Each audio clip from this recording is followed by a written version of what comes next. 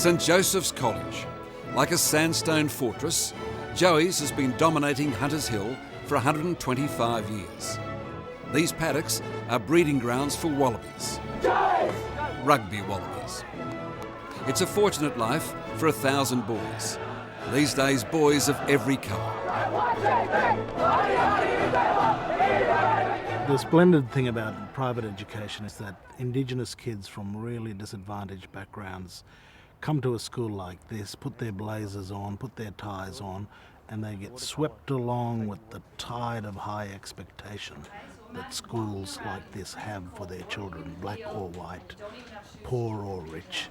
What else? What else were his living conditions like?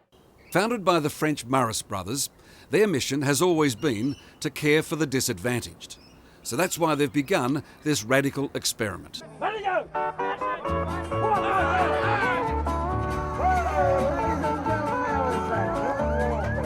Our next competitor will be Corey Ashby. Comes up from St Joseph's College there in Sydney, this young cowboy to ride here at the Walgett Rodeo. He's a local Walgett cowboy.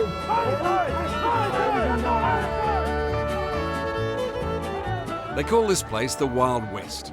Walgett, in the New South Wales outback, is kind of famous for rodeos and kind of notorious for racial strife. It's communities like this and kids like these who are now lining up for a real chance at life. If I'd have stayed here, I'd have been hanging out with my mates, come down the river, fishing. Would you have gone to school every day? No, I don't think so. You don't? No.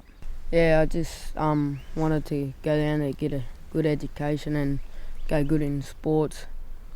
Yeah.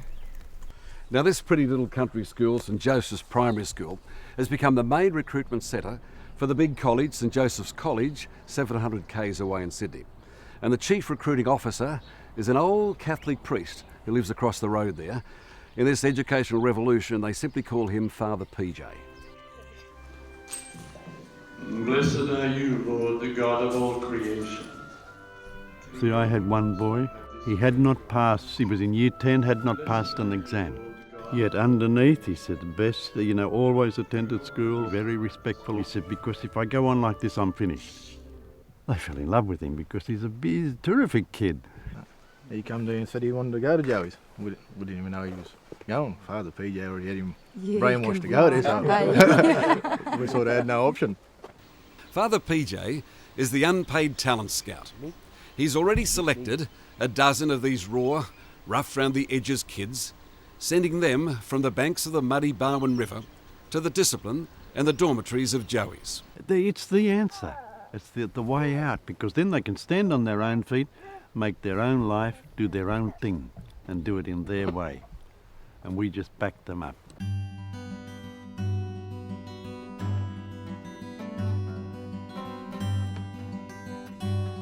There are now 40 Indigenous boys at school at Joey's. That's probably as many as in the rest of Australia combined. They come from the tough side of bush towns and the mean streets of Sydney. Here they get bed and board and books, along with strict rules and regimentation. 2 hours of homework every night with extra tuition, no TV and lights out by 9:30. Kevin. Fighting with each other. Excellent. Now this sort of education doesn't come cheaply. The annual boarding fees are about $20,000. Canberra pays for some of it, St Joseph's pays for the rest. Education, of course, is not a handout. It's something you actually have to work for. They're high-powered lawyers and bankers and financiers. Right now, they're trying to raise $5 million to pay for these Aboriginal scholarships. It's a fraction of what's spent in the hundreds of millions of dollars that have been sort of put into Indigenous issues over the years and achieved almost nothing. As a country, I don't think we're ever going to feel really, really proud of ourselves until we sort this out. I do agree with you that I think that education is absolutely key. Look at these kids, they've grown up with nothing and been given an opportunity and they're really taken to it. They're wonderful kids. We don't have any great claim to the fact that we know how to do this better than anyone else. You figure you're learning, are you? We're still learning, and we'll always be learning. Our boys are learning in ways that we could never teach them in a classroom, by living with, knowing these boys, and just simply being their mates. These are just boys at school who need the same level of care, love, nurture, opportunity in class, opportunity to study, to play sport, to play an instrument, whatever it might be. So we're not into highlighting the differences in the day-to-day here. They're just boys among boys. But there is one boy who's casting a giant shadow across the school. His name is Kurtley Beale. He's the first Aboriginal to play for Joey's. And today it's the old enemy Kings. With the premiership on the line, Kurtley absolutely demolishes them. He scores 27 points on his own. And as usual, he's the man of the match. He's just deceptive. His legs can go one way, the body the other, the hands somewhere else. And he's just got a vision and a movement about him that is something special, something I haven't seen before in a boy at that age. There can only be one true religion at this old Catholic college. Still, rugby is much more than sport here. It's the culture. It's about teamwork, it's about discipline, and it's about winning. And there can be no greater honour to any boy than to be made captain of the first 15. Kurtley's enjoyed the leadership opportunities, and he's enjoyed the extra responsibility that's come with that. He's fully aware that a lot of the younger boys particularly look up to him, not just the older boys, but they respect him. The younger boys look up to him a lot. He's a bit of a hero, but he carries that very, very well. He's a very humble sort of a kid. Very humble, very quiet. He doesn't like the limelight. Seeing a place like this for the first time was, I don't know, I thought it was a jail. A jail? Yeah. Painfully shy at first, Kurtley Beale is now a school role model for boys black and white. A natural, gifted athlete, Kurtley was raised by his grandparents on the outskirts of Western Sydney. He admits that even as an 11-year-old, he was heading for trouble. But what was Kurtley Beale like when he came here 6 years ago? I mean, just another shy little black fellow, just scared at start, confused. No self-esteem? No self-esteem at all. Do you feel lucky now? Oh yeah, definitely. Probably comes back down to that opportunity that I've been given. At 17, Kurtley is already a rugby superstar.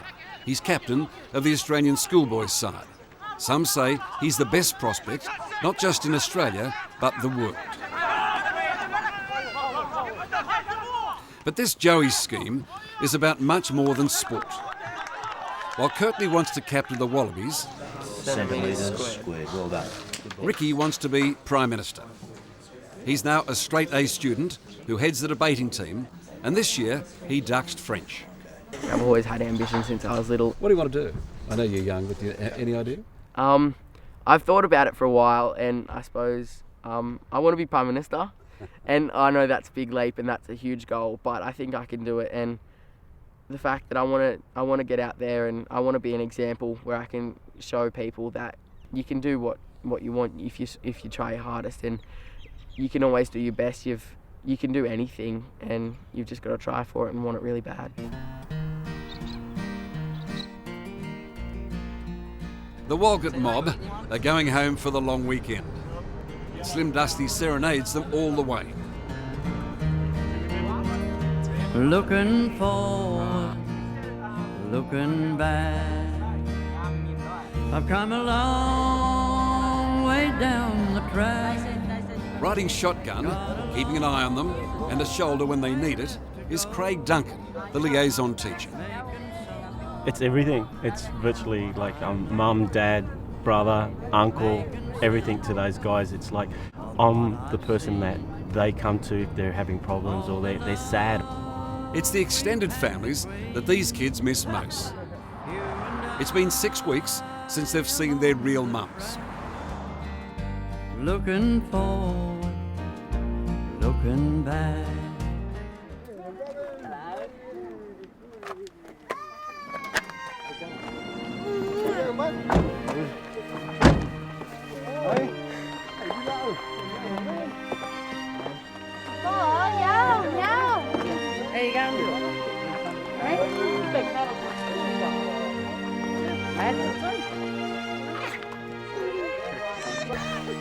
Father PJ counsels the parents.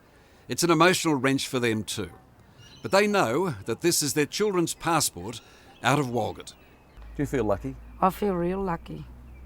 I didn't have the opportunity when I was Brian's age, and I suppose it's a big world out there, and I just want to make him extraordinary, I suppose. I had Dylan at a young age, so I never went through school, and I didn't want him to do the same thing. That's why I sent him down there. You take these kids often from deprived homes. Yes.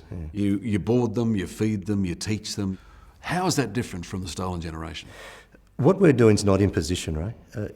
I think stolen generation was imposition. This is invitation, and I think that's the big difference. Kids are not being torn away from their families to come to a place like this.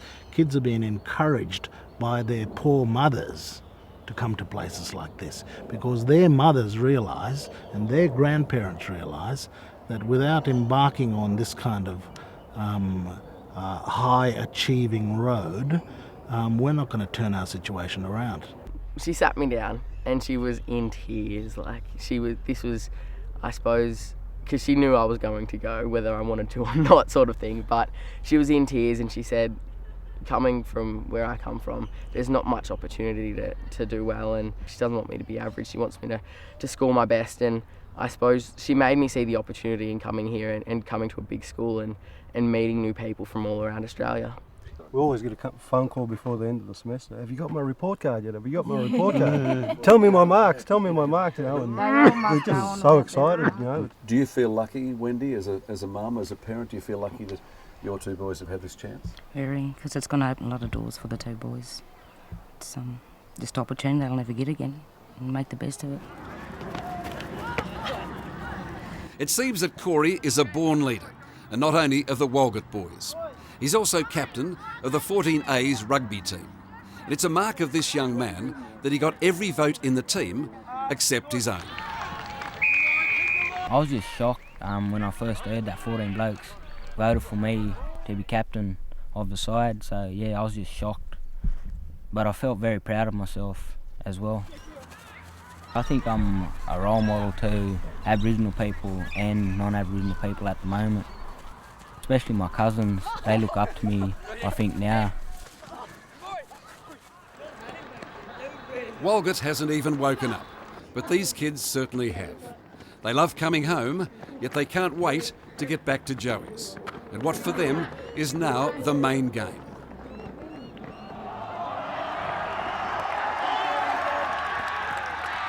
St Joseph's makes no apologies. They've selected these boys because they had clear leadership potential on and off the field. And for once, everyone agrees that this is a no-brainer. If you want social equality, if you want to give Aboriginal people a fair go, then this is the way to do it. Imagine producing 2 dozen, 3 dozen, 6 dozen well-educated Indigenous people who are not afraid to take their place in the country. We will turn this Indigenous predicament around. I honestly wish it could be all over Australia, where I know what these 40 boys that I have at the school, that the opportunity that they have, and I think, well, I wish it could be 140, 1,040. Joey! 3 cheers to them! Hip right! Hip right! Hip right! What's the school done for him, do you think, in 6 years? I think brought him through as a young man who was confident, a young man who has great value in community. He brings his own love of his Indigenous community and warmly integrates that within this community, which is mainly a white community. And you'll never walk alone. He's given us more, far more than we could have ever given him. The AIEF studio or GPS practices.